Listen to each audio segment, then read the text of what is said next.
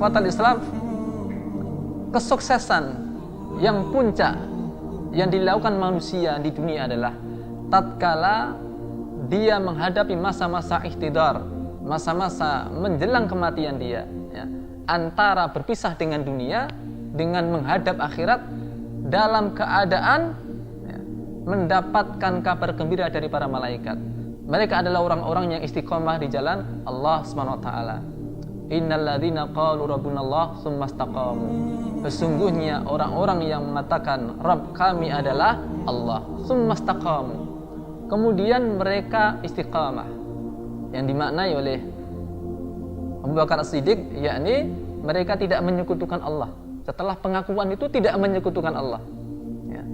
Umar bin Khattab mengatakan, yakni dia lurus dalam ketaatan kepada Allah dan tidak tengok-tengok, ya. Tidak terbujuk oleh rayuan dan juga tidak luruh oleh gangguan. Dia lurus istiqomah di jalan Allah SWT, ya. Ada lagi yang menafsirkan, yakni dia konsisten dengan perintah-perintah Allah Subhanahu wa taala.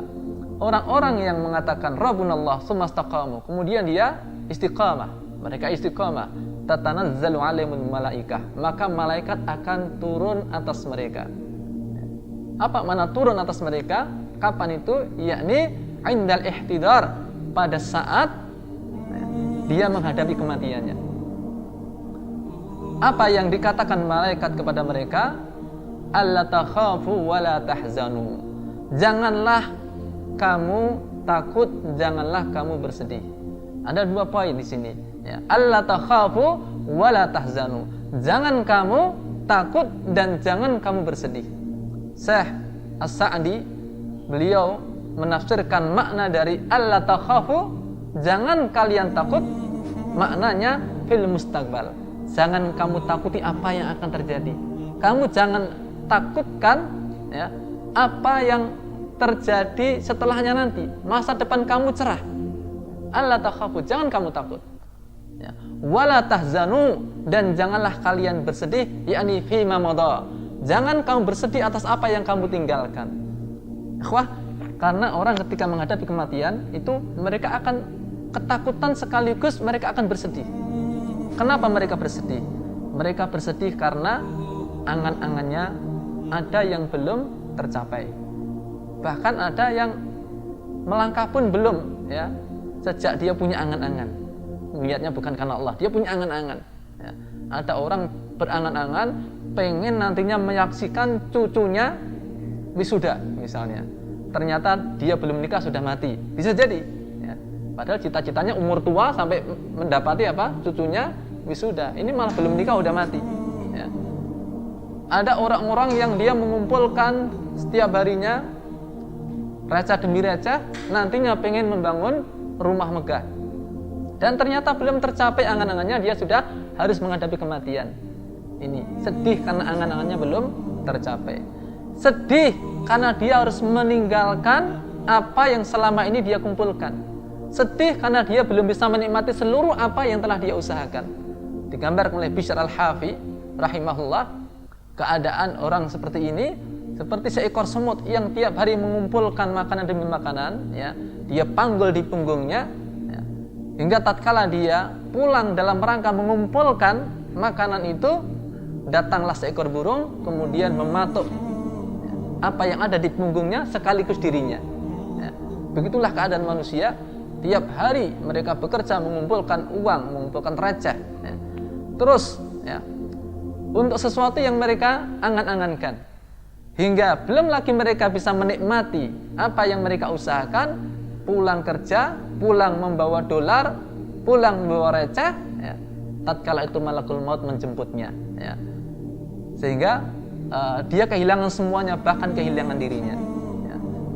Ikhwan saudarakumullah, ini kesedihan yang dialami oleh orang-orang yang menghadapi masa ihtidar, masa kematiannya. Dan dia takut. Kenapa takut? Karena takut dia belum cukup bekal untuk menghadap Allah SWT, sehingga ketakutan, ya. Takut karena dia telah menyia-nyiakan waktunya di dunia, ya, yang ternyata tidak bisa membantu dia tatkala menghadap Allah SWT. Ini makna yang dikatakan oleh Abu Hazim tatkala ditanya oleh Sulaiman bin Abdul Malik, Amirul Mukminin, "Liman nakrahul maut?" Kenapa kita takut mati? Kenapa kita takut mati? Bukankah namanya manusia itu di dunia berjalan, mereka safar, mereka tamasya, ya, ke tempat tujuan. Manusia semua musafir ilallah. Ya. Padahal umumnya safar, ketika sudah dekat dengan tempat tujuan, ada rasa kegembiraan. Dari Solo mau ke Tawangmangu, sudah sampai Karangpandan. Ya, itu ada, sudah terbayang Grojogan Sewunya. Sudah ada, sudah membuncah itu untuk segera sampai ke tempat tujuan. Ya. Begitupun seseorang dari Solo mau ke Jakarta, sudah sampai Cikampek. Ya. Itu sudah ada kegembiraan di sana. Sudah tersirat kegembiraan. Lelah sudah hilang. Tapi kenapa tatkala manusia yusafiru ilallah, dia safar, berjalan menuju Allah, ya, ada rasa takut seandainya waktu telah dekat, seandainya dikabarkan bahwasanya sebentar lagi akan sampai perjalanan kamu. Ya. Ketika itu Abu Hazim menjawab, karena kita memakmurkan dunia kita, ya, dengan menghancurkan akhirat kita. Ya. Karena kita memakmurkan dunia kita dengan menghancurkan akhirat kita, sehingga kita tidak ingin meninggalkan kemakmuran dunia kita menuju kehancuran akhirat kita. Itu yang menyebabkan kenapa seorang takut dalam keadaan menghadapi kematian. Ya. Nah, ikhwah asadakumullah. Jadi tatkala manusia menghadapi kematian umumnya akan mengalami 3 hal ini. Akan tetapi orang-orang yang pada puncak kesuksesan hidup di dunia, maka malaikat akan datang kepada mereka memberikan kabar gembira. Alla takhafu wa la tahzanu. Janganlah kalian takut. Masa depan kalian cerah. Ya. Wa absyiru bil jannati allati kuntum tu'adun. Ya. Bergembiralah kamu dengan jannah. Ya. Jangan kamu bersedih. Kenapa?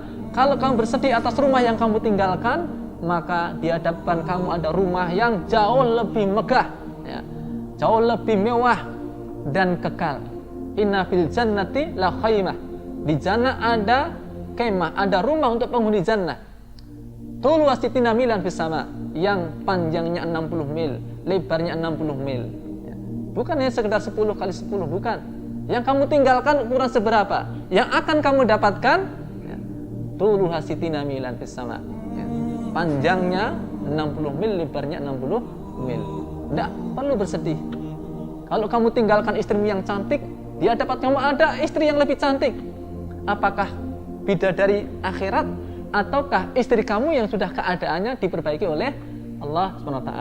Jika kamu khawatirkan akan jabatan kamu tatkala di dunia, kamu sedih karena meninggalkan jabatan itu, maka di akhirat kamu lebih mulia dengan derajat yang tinggi di jannah.